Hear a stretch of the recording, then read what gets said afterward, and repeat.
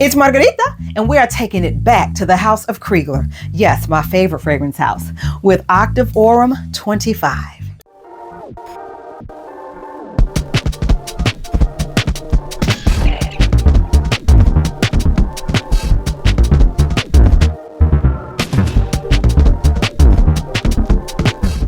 Now, you know your girl had to do a review on this one because why? I am a musician and this song is dedicated to music.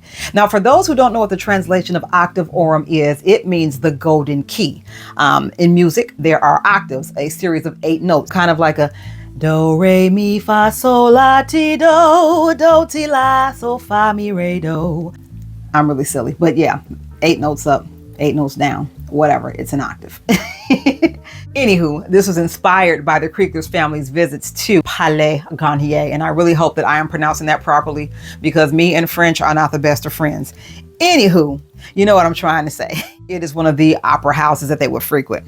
So I wanted to capture the essence of that beautiful, wonderful musical venue because it is also an architectural icon in that area. I've never been, but I would love to go one day. Sadly, that is where the intrigue ended for me. I tested it. If you've never been to a Krigler store, this is what their test strips look like if you go in. And I always test on paper first before deciding to test on skin. And this is one that I did not even want to put on skin. It doesn't smell bad, but it is very masculine. Not so masculine that it doesn't lean unisex, but for me, spicy notes just instantly turn me off. And the black pepper, I think there's black pepper in it, it just kind of ruined it for me.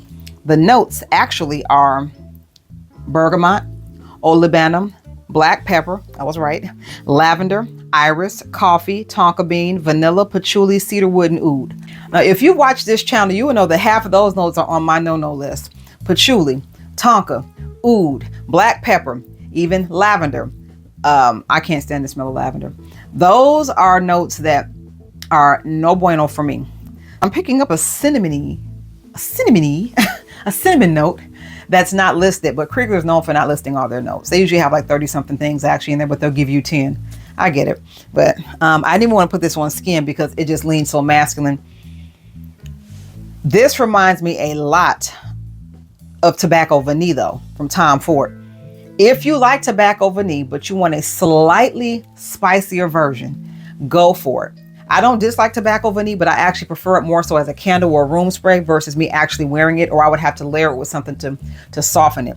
But this is basically Krigler's version of Tobacco Vanille, in my opinion. If you like any type of cigar type of smells, cigarillos, things like that. If you even like boozy scents, like their number 66, the cognac one, which I do love, I think you may like that. If you like Killian's, oh goodness, what is it? I can't think of the name of it, but it looks like it's in a cognac glass. And the name escapes me right now.